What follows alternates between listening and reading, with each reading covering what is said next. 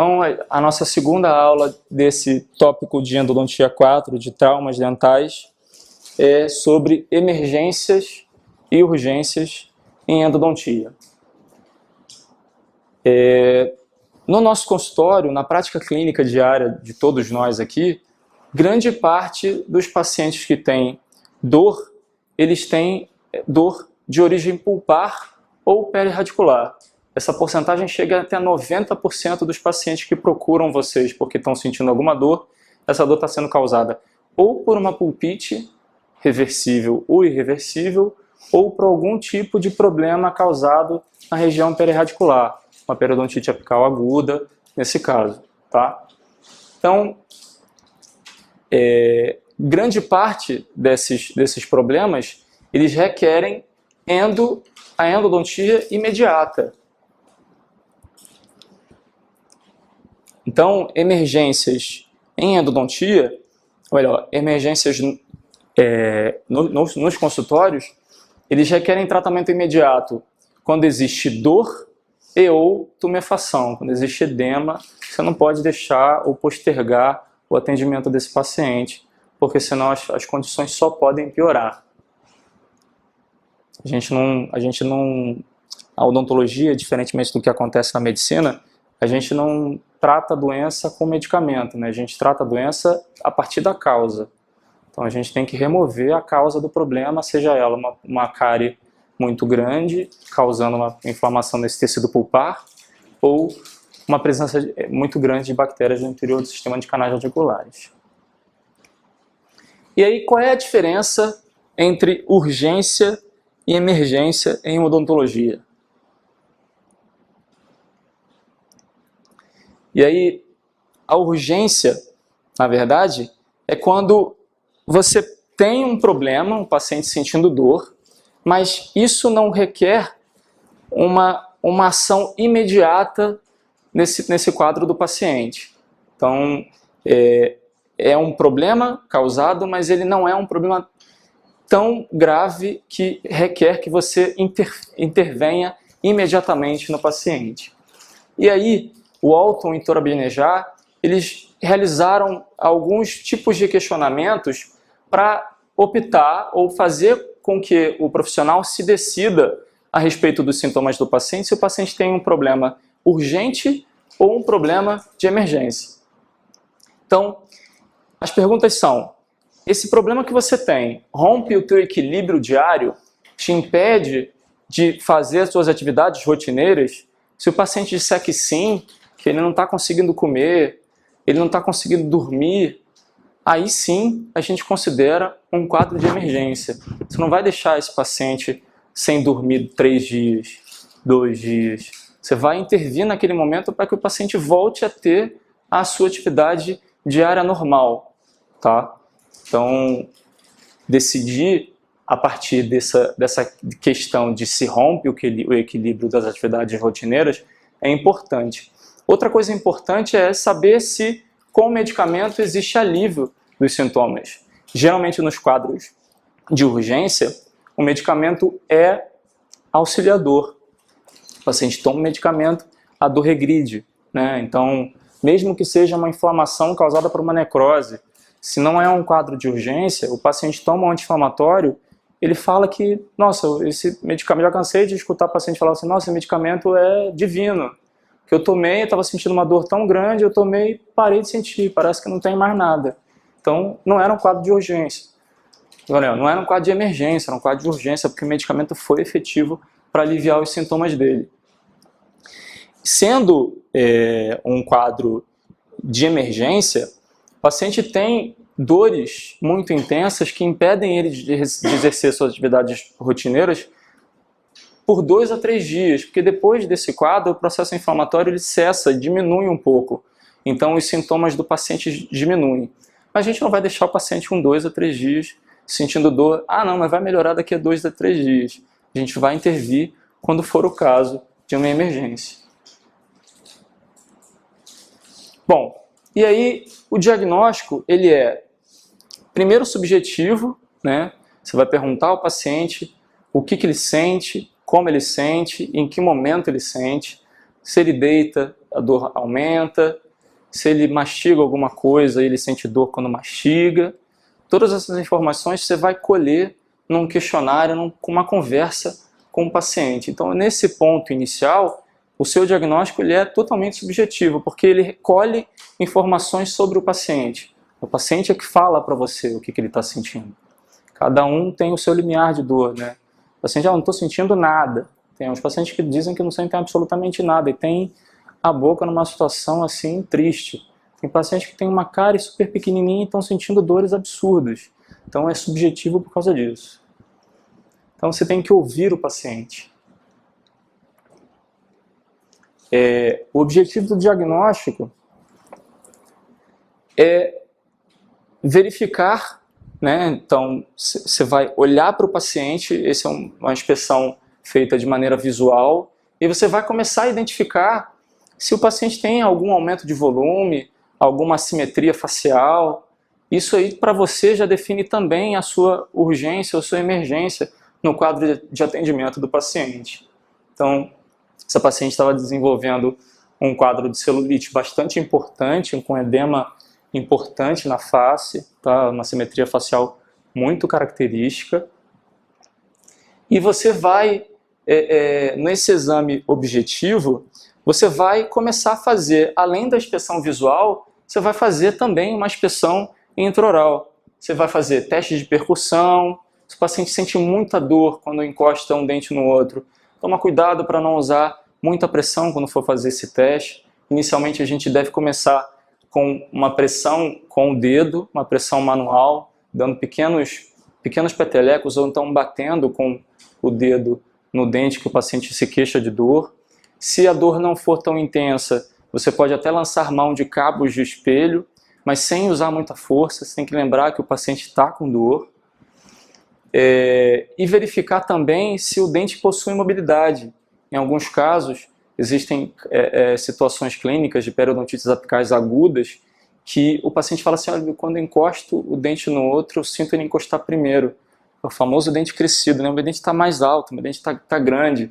Justamente porque existe uma inflamação tão aguda na região periapical e uma formação tão grande de secreção de exudato, que o dente de fato estrui um pouco. Então quando ele fecha a boca, ele encosta primeiro nesse dente que está um pouco mais estruído. Então você verifica a mobilidade desse dente. Você pode encontrar mobilidade nesses quadros de pulpite de periodontite apical aguda. Você também deve lançar mão de outros testes diagnósticos também.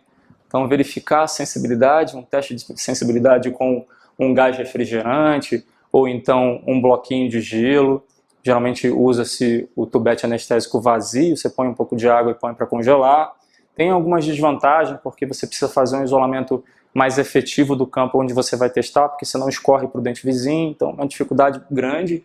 Então o gás refrigerante, esses endofrosts, endoice da vida, são muito importantes, porque você consegue isolar o dente na hora de fazer o teste. Então com isolamento relativo, com o relativo de algodão, você encosta somente no dente que você quer testar.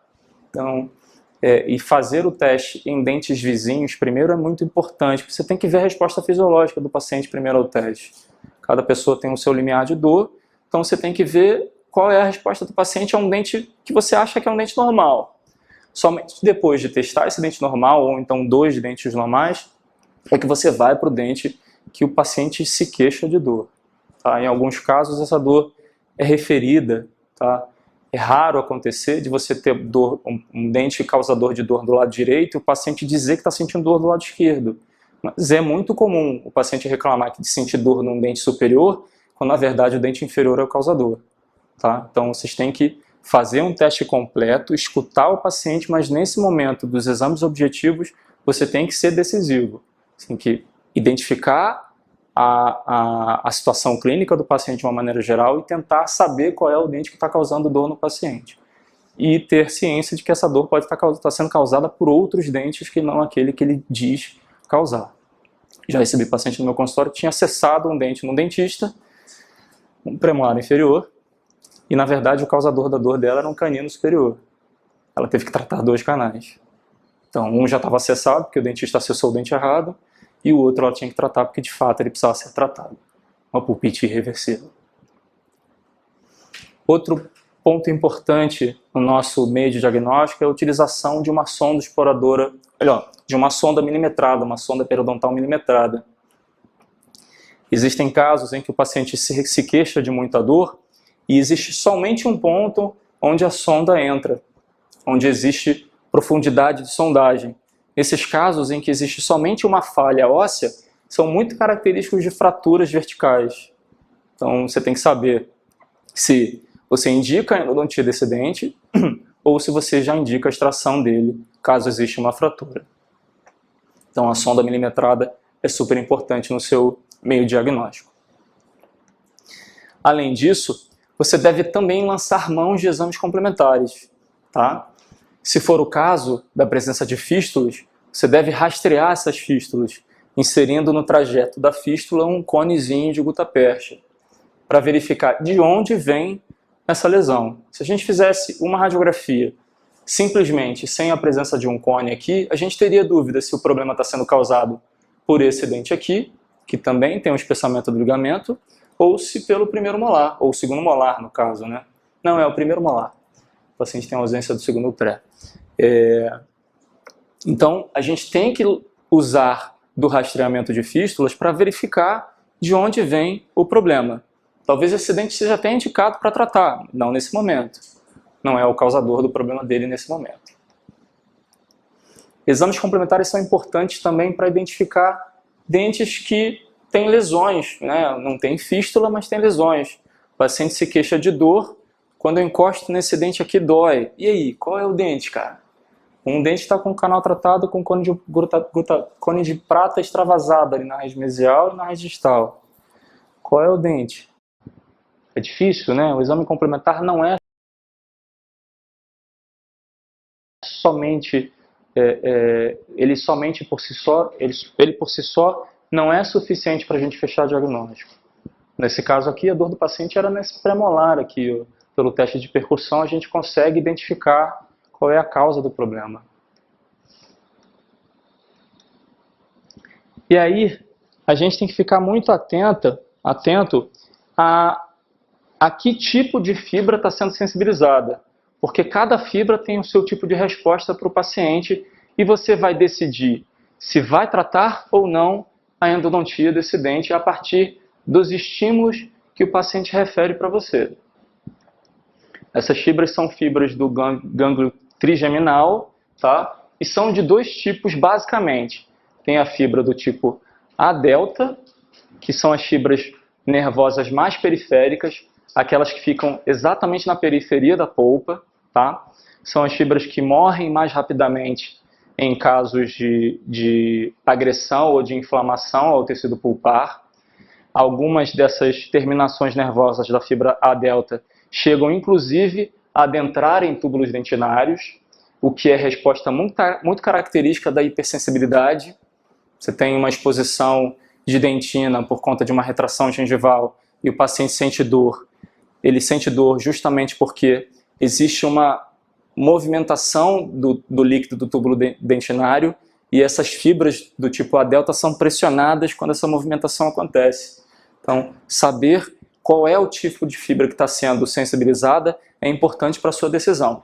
Nesse caso de sensibilidade causada por, sei lá, açúcar, que é uma outra possibilidade de paciente referidor, vocês indicariam a endo ou não indicariam? Não, a gente tem que tratar a sensibilidade. O paciente está com uma exposição radicular, algum tipo de lesão cariosa, então a gente tem que tratar essa hipersensibilidade dentinária e não indicar a endodontia de cara. Tá? E tem outros tipos de fibra, que são as fibras do tipo C.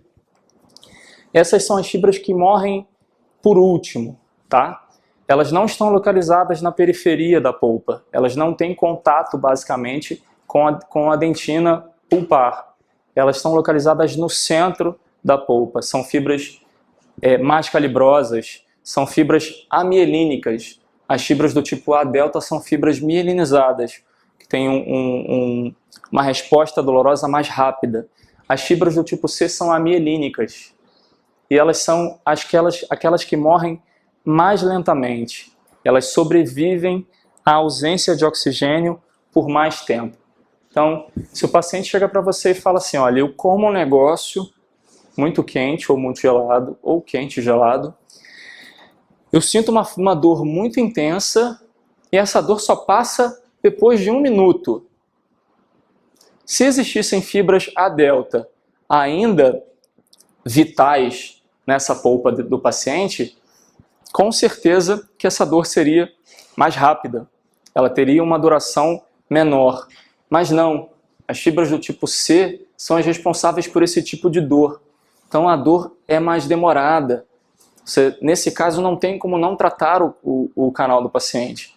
Já é considerado uma pulpite irreversível, porque já existe uma falência da polpa do dente do paciente. Então, em casos que não requerem tratamento endodôntico, a hipersensibilidade está incluída, como eu já falei.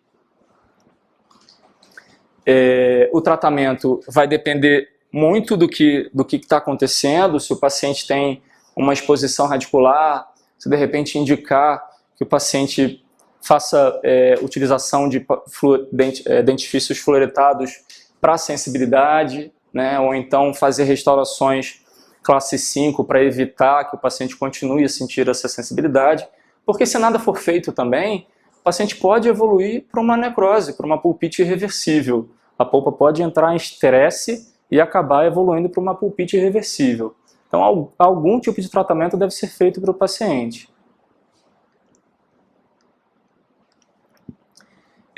Pulpite irreversível não requer tratamento endodôntico, obviamente. Então, você tem que identificar a causa do problema, se é uma cárie, se é uma restauração infiltrada, se é exposição de dentina na cavidade oral, pode causar uma pulpite irreversível. A dor é um pouco mais intensa do que uma polpa normal, mas o estímulo é rápido, passa rapidamente, esse desconforto passa rapidamente, que é o caso da resposta ao teste de sensibilidade de uma pulpite irreversível.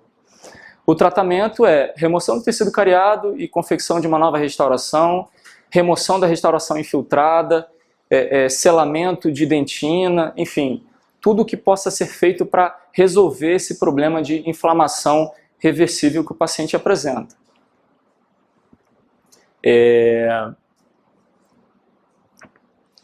Então, nesse caso, em restaurações ou cáries muito profundas, você pode remover esse tecido cariado, colocar em casos de, se você for fazer uma resina fotopolimerizável, você coloca um forro, né, muito próximo ali da polpa, se for muito profundo, essa cavidade preparada. Você põe um forro com hidróxido de cálcio, um cimentinho de hidróxido de cálcio, faz um preenchimento com ionômero de vidro, e aí você pode aguardar algum tempo, você pode aguardar aí de 2 a 3 semanas, para verificar se esse quadro doloroso do paciente melhora.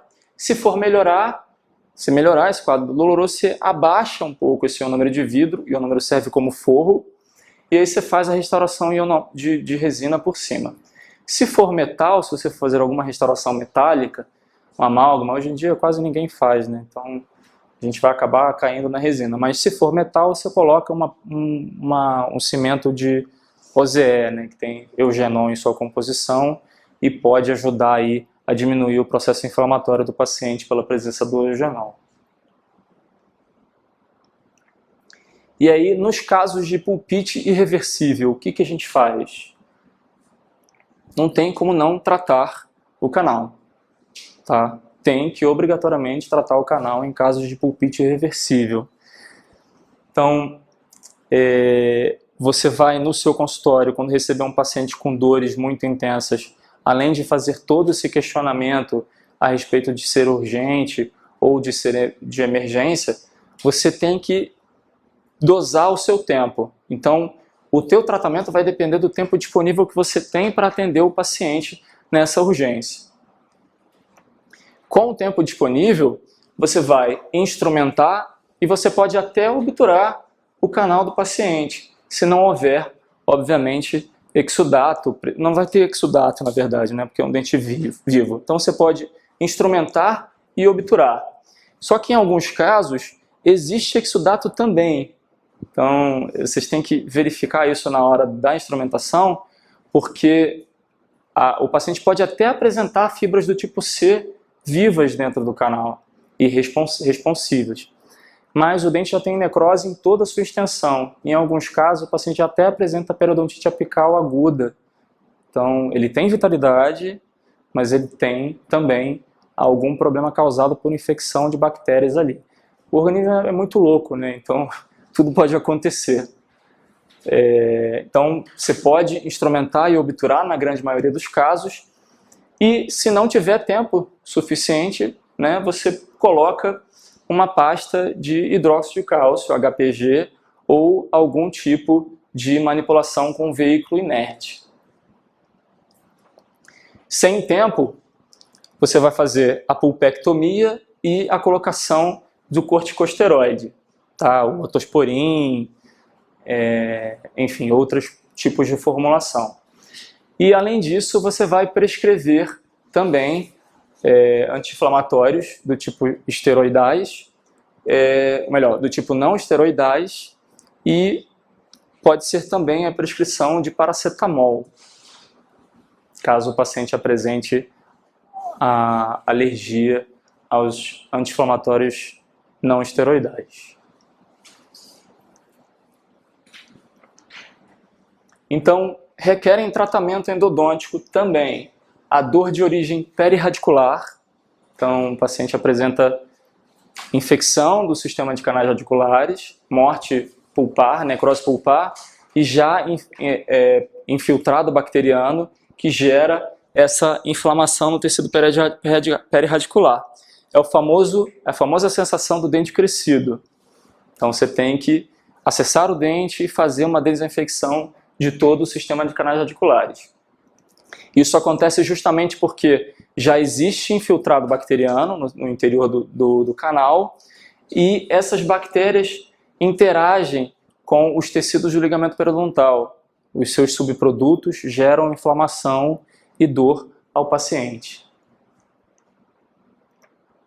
Então, você precisa fazer a diminuição dessa carga bacteriana, principalmente no terço apical. Alguns autores falam que você pode também, se não tiver tempo disponível, fazer a desinfecção somente nos 2 terços, né, o cervical e o médio. Mas o importante mesmo é que você faça a desinfecção em toda a extensão do sistema de canais radiculares. Como eu já falei, é importante mexer no terço apical.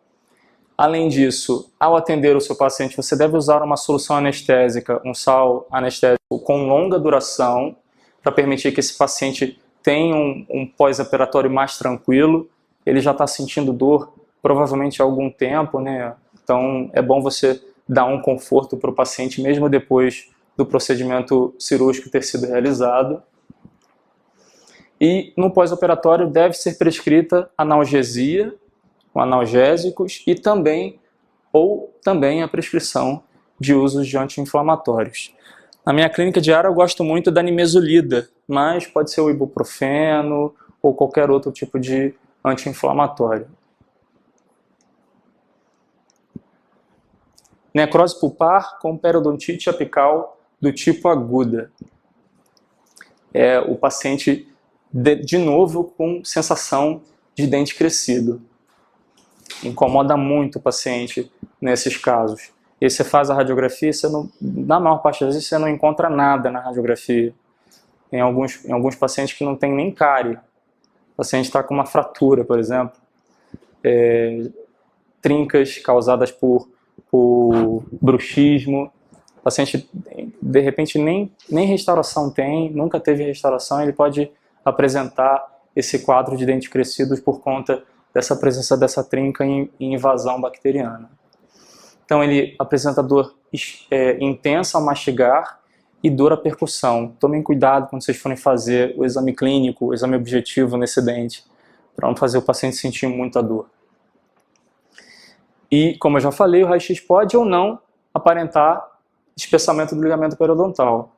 Nas periodontites apicais do tipo aguda, na maior parte das vezes apresenta um ligeiro espessamento do ligamento periodontal, mas pode simplesmente não ter nada.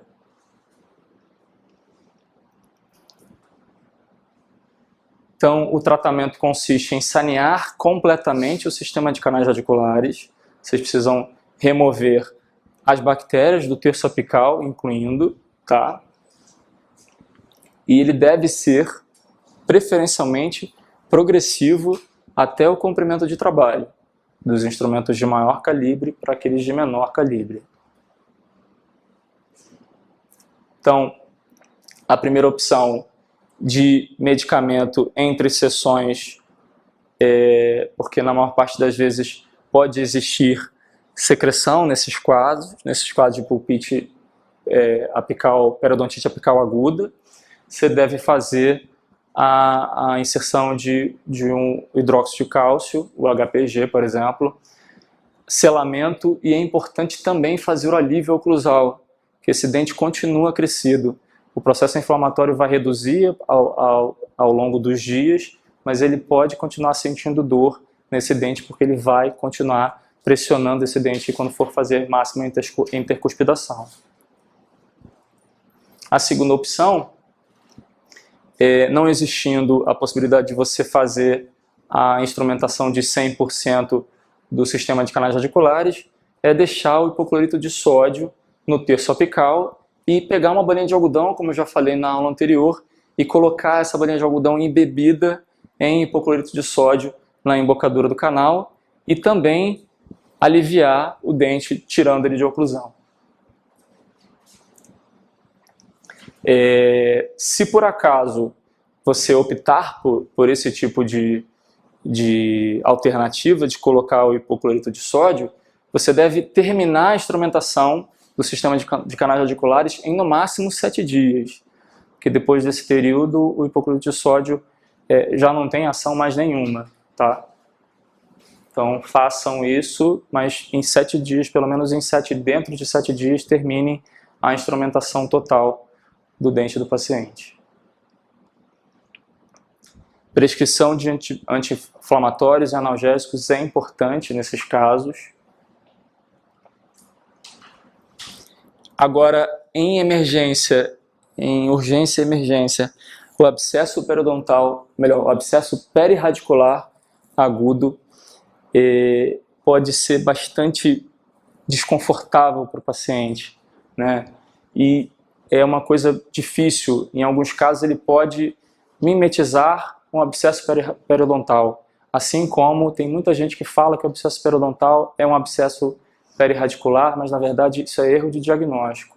Então você tem que fazer um diagnóstico diferencial antes de optar pelo seu tratamento também. Então o paciente apresenta dor espontânea, pulsátil e principalmente quando ele usa o dente para mastigar, ele sente bastante desconforto, tá? Percussão e palpação são sempre positivas nesses quadros de abscesso perirradicular. E o tratamento, ele deve ser feito de acordo com o estágio desse abscesso. Existem 3 estágios de evolução de um abscesso perirradicular. O estágio inicial, geralmente não apresenta tumefação, não apresenta edema regional, o dente não apresenta aumento de volume nem vestibular, nem palatino ou lingual. E o tratamento, a situação clínica é muito similar à periodontite apical aguda, só que além disso existe a presença de pus advinda do processo inflamatório.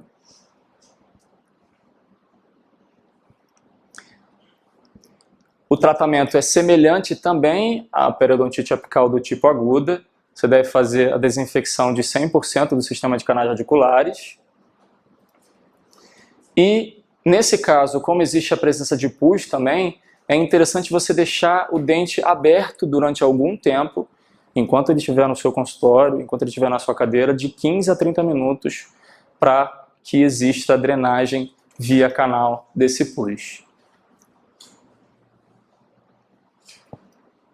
E aí existe o segundo estágio, que é o estágio em evolução.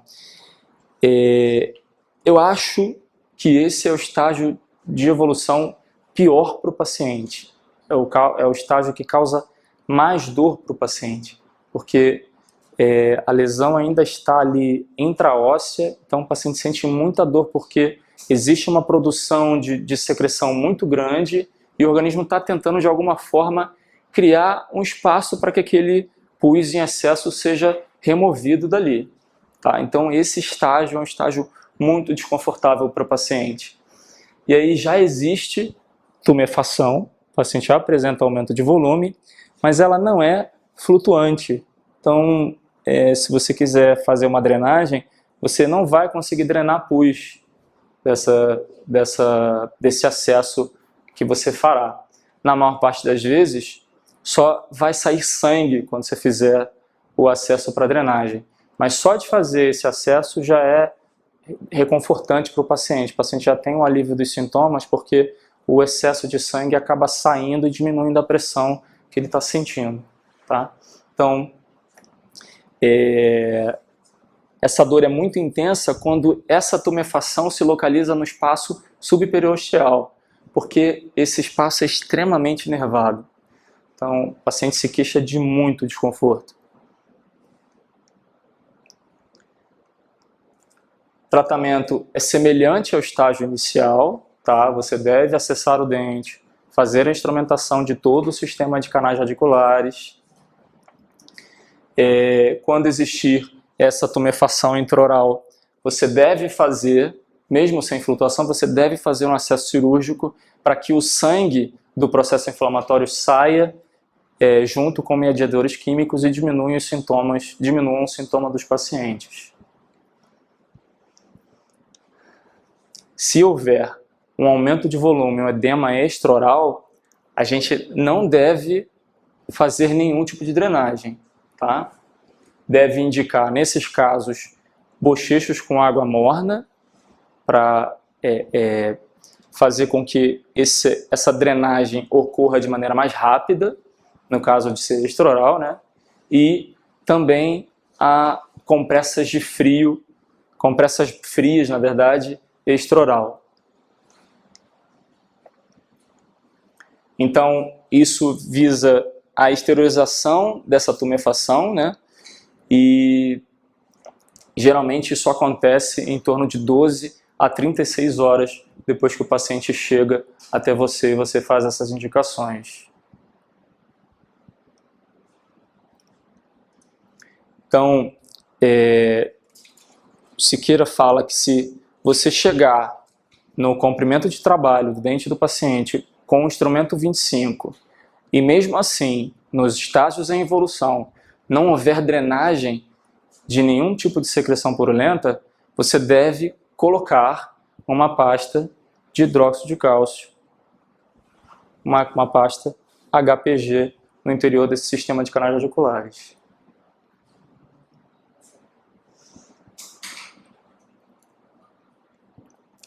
E aí, passado esse tempo de evolução do processo inflamatório infeccioso do abscesso, ele finalmente chega ao seu estágio evoluído.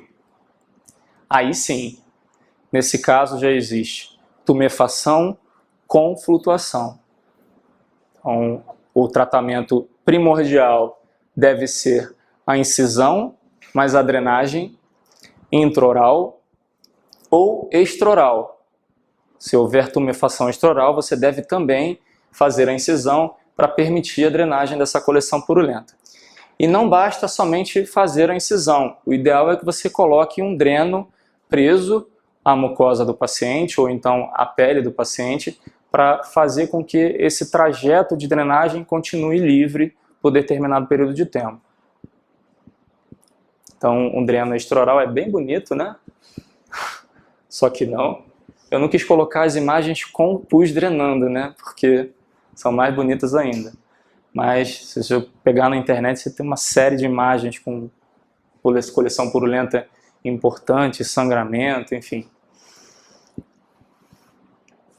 Além disso, além de fazer essa drenagem intra ou extraoral, vocês têm de fazer o preparo químico-mecânico de todo o sistema de canais radiculares. E aí, nesse caso, além de fazer o preparo, você deve também inserir a pasta HPG no interior do canal, tá?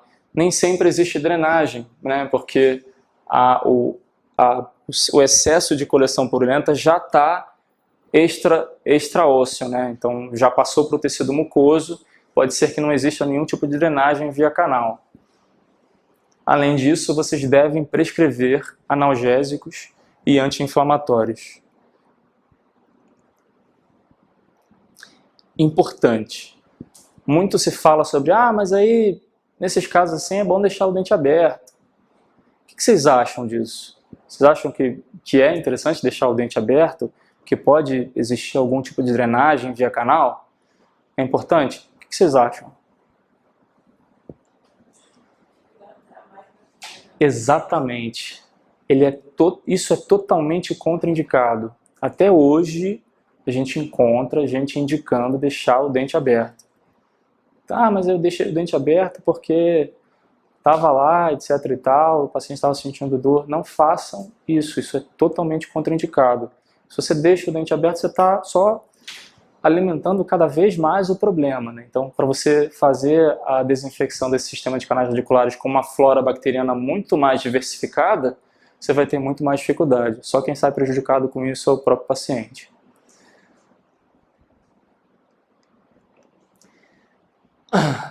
E aí, além do analgésico e o anti-inflamatório, a gente deve pensar em realizar a prescrição de antibióticos também.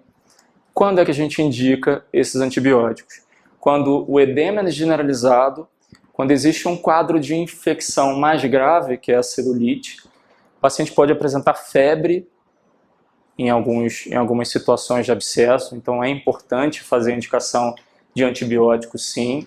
E em alguns casos de pacientes debilitados, por exemplo, diabéticos descompensados, ou algum outro tipo de doença sistêmica crônica que faça com que a taxa imunológica do paciente seja deficiente, esse caso é importante fazer a indicação de antibiótico também, tá?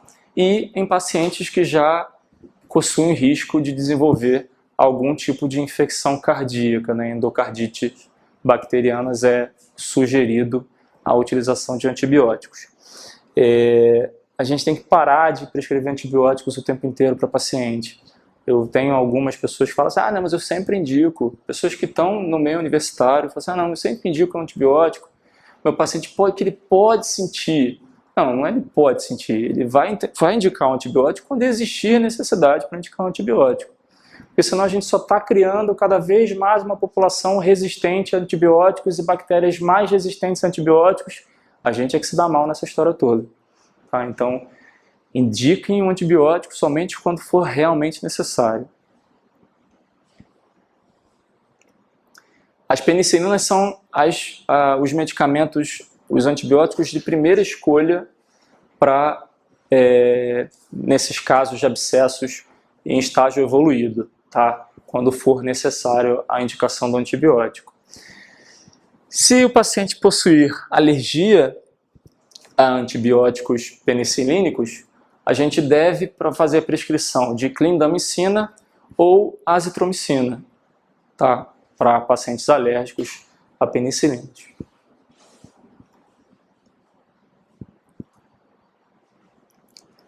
Ainda em emergências e urgências, existe um negócio chamado flare-up, tá? Que acontece geralmente entre sessões e pode também acontecer depois da obturação do canal.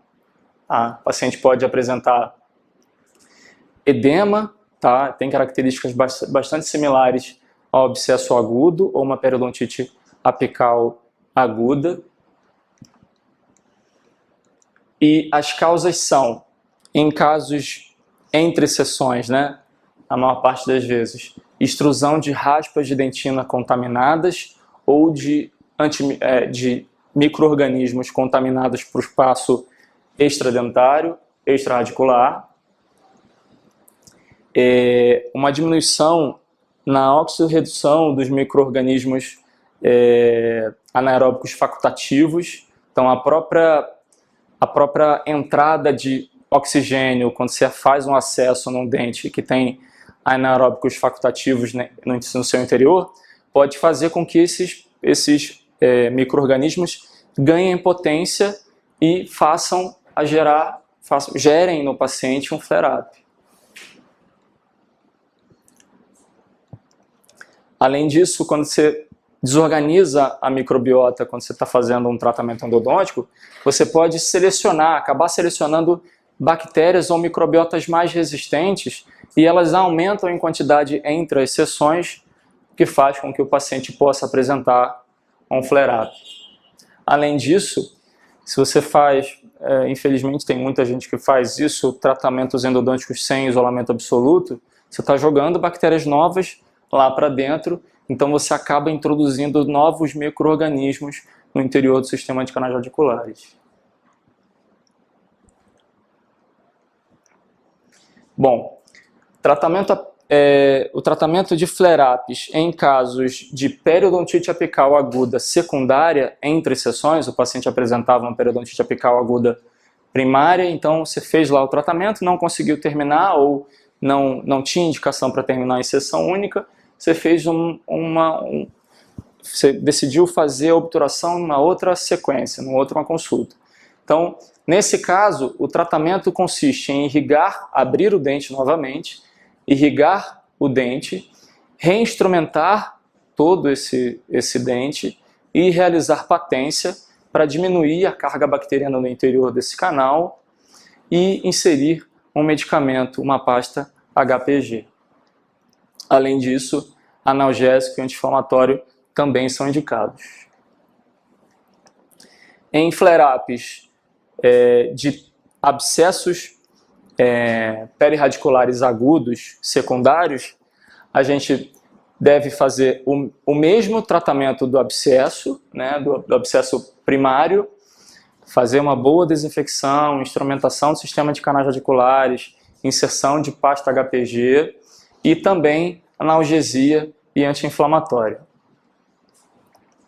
Bom, uma outra situação que acontece é a dor pós-obturação. A dor pós-obturação, ela é passível de acontecer, né? Você insere um cimento endodôntico, você coloca um cone, esse cimento endodôntico, por pressão, pode acabar atingindo o ligamento periodontal na região apical. Então é um corpo estranho que causa uma inflamação transitória no paciente. O paciente pode, de fato, apresentar uma dor depois que você faz a obturação, justamente porque determinados cimentos endodônticos apresentam, nas primeiras 24 horas, um quadro de inflamação muito intensa. Então, em casos de dor aguda e persistente, se o paciente achar que as coisas não estão melhorando ou está demorando mais do que o que acontece geralmente, que são 24 horas ou 72 horas, você pode, em casos de obturações endodônticas adequadas, fazer a prescrição de analgésicos mais anti-inflamatórios. Tá? Você não tem o que fazer, você tem que esperar o processo inflamatório regredir por si só. Então você pode dar um auxílio para o paciente dando analgesia e anti-inflamatórios.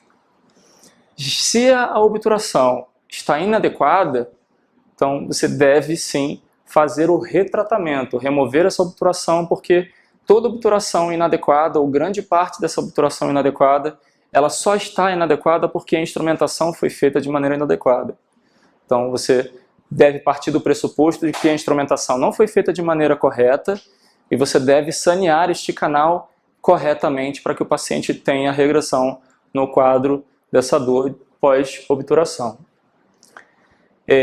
Se houver sobreobturação, né, excesso de cimento ou até mesmo cones extravasados, você pode fazer a prescrição de anti-inflamatórios e aguardar a resposta do paciente. Caso o anti-inflamatório não resolva o problema do paciente, você deve pensar, tá, em retratar esses canais quando houver drenagem. Outra opção de tratamento também é a cirurgia perirradicular com curetagem para você remover esse material extravasado, essa sobreobturação. E se a correção através de uma cirurgia perirradicular não for possível de ser realizada, você deve pensar em fazer uma cirurgia paraendodôntica, seccionar 3 milímetros do ápice do dente do paciente e fazer, de repente, uma retroobturação para sanar esse problema. Dúvidas?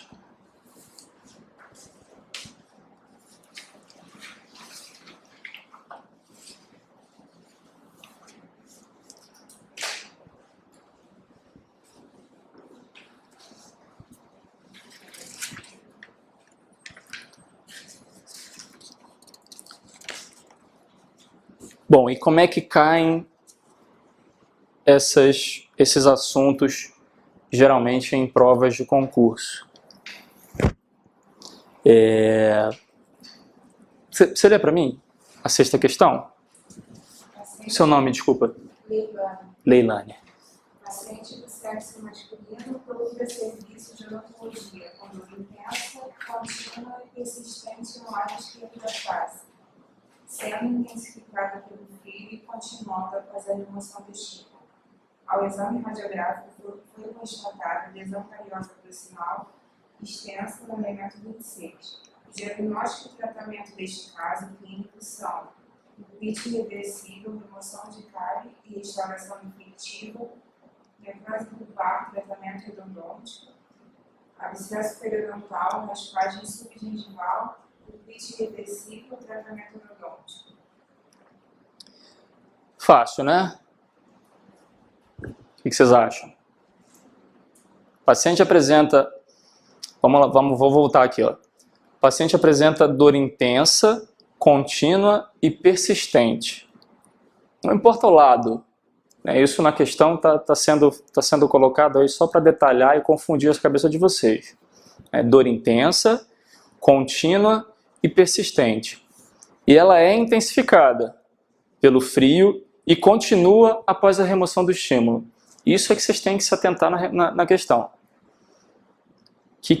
O que esse tipo de resposta esse tipo de resposta é causada pelo quê? Oi? Não. Que tipo de fibras causam esse tipo de resposta? Tipos do C, né? Então, esse tipo de situação requer o tratamento endodôntico, tá? E é uma pulpite irreversível. Prendam-se aos sintomas que a questão fala, tá? Questão 7. Você pode ler pra gente? O paciente apresenta-se para a consulta de emergência relatando dor aguda transitória no dente 45. Após a aplicação de líquidos quentes ou gelados. A suspensão desses estímulos resulta em alívio imediato. Unicamente é possível verificar captação na região mesial do dente e presença de sangramento e sondagem na papila, entre o 46 e 45. Diante do relato, qual é o diagnóstico?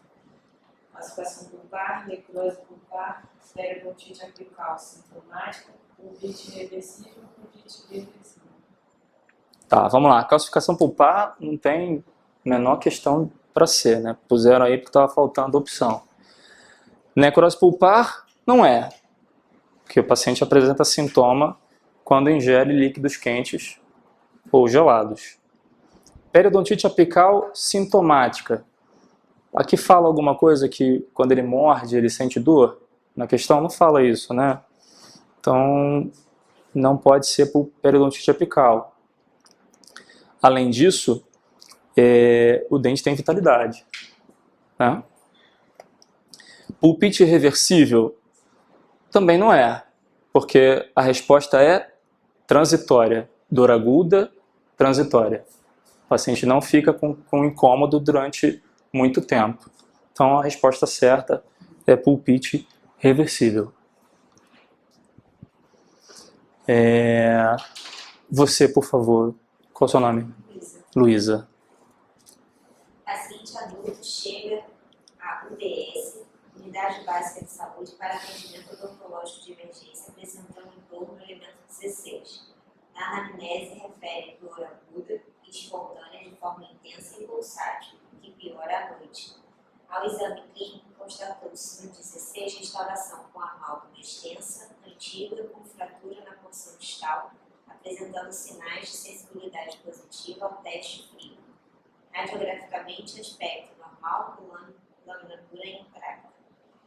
Com base nesses sinais e sintomas, o cirurgião dentista diagnostica pulpite crônica, periodontite apical traumática, pulpite aguda reversível, pulpite aguda irreversível.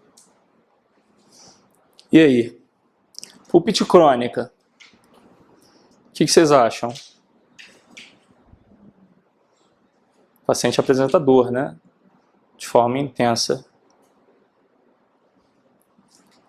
Periodontite apical traumática. O paciente apresenta dor espontânea. Não pode ser. Pulpite aguda reversível. Dor espontânea, intensa e pulsátil é característica de pulpite aguda e reversível? Não, né? Então, pulpite aguda irreversível ou pulpite irreversível. Segundo Lopes e Siqueira, o tratamento emergencial para necrose pulpar com periodontite apical aguda deve consistir da abertura coronária, completo preparo químico-mecânico, medicação com pasta HPG, selamento provisório e medicação sistêmica com analgésico ou anti-inflamatório e anti-inflamatório. Entretanto, em alguns casos, não é possível a realização de todos esses procedimentos na consulta de emergência, devido ao tempo e ou habilidade do profissional. Nesses casos, o procedimento de emergência sugerido pelos autores é acesso, drenagem, irrigação com hidróxido de cálcio, ou melhor, com hipoclorito de sódio, deixar o canal aberto para drenagem contínua e medicação com antibiótico.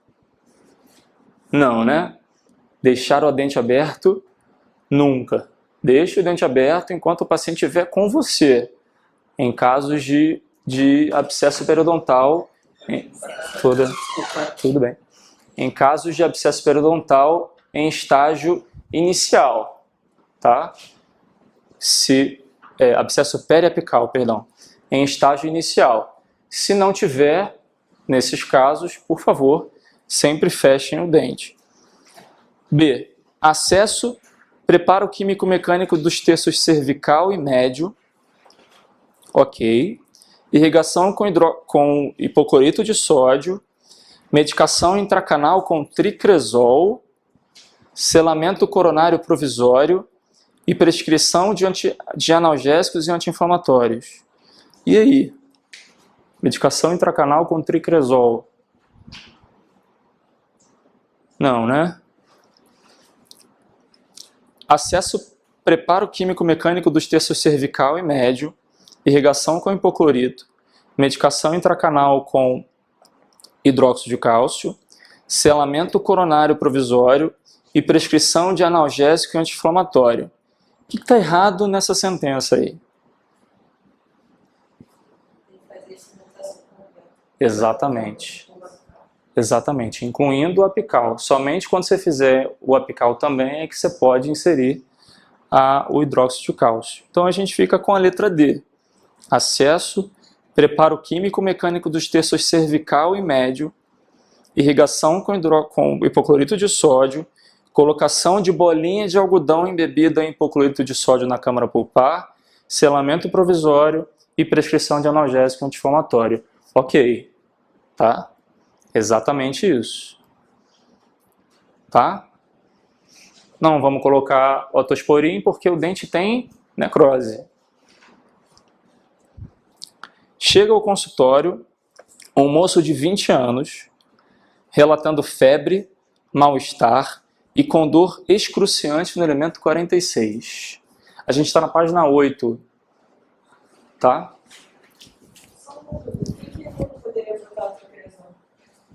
O tricresol ele é usado para é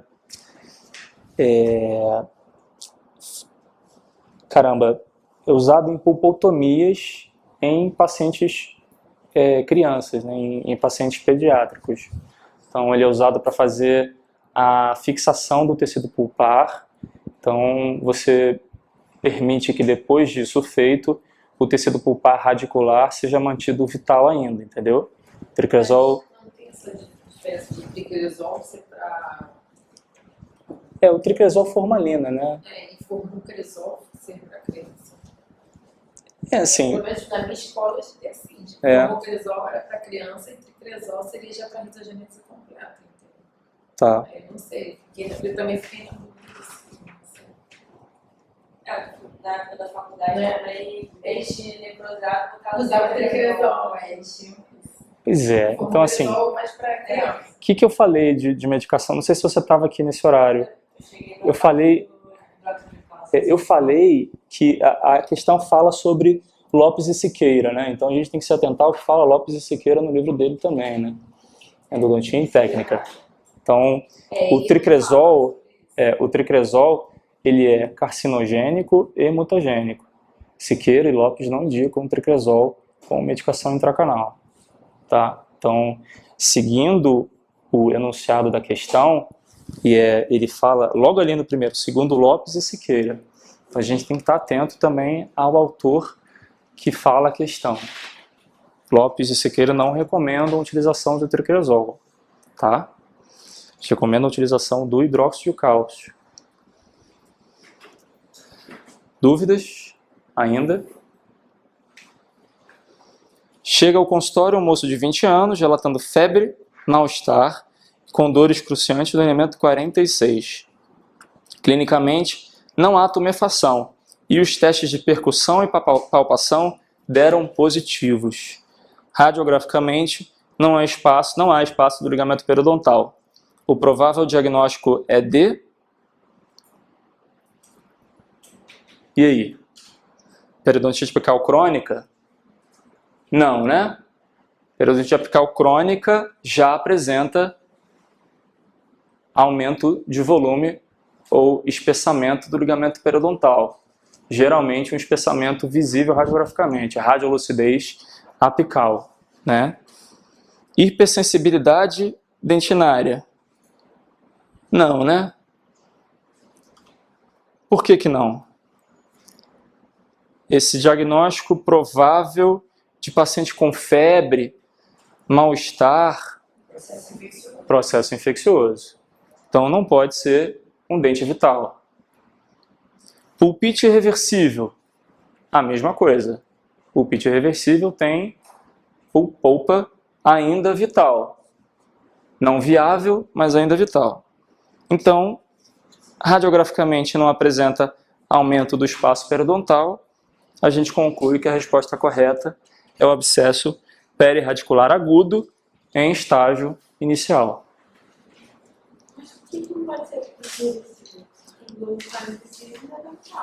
Mas ele tem febre e mal-estar. Tá?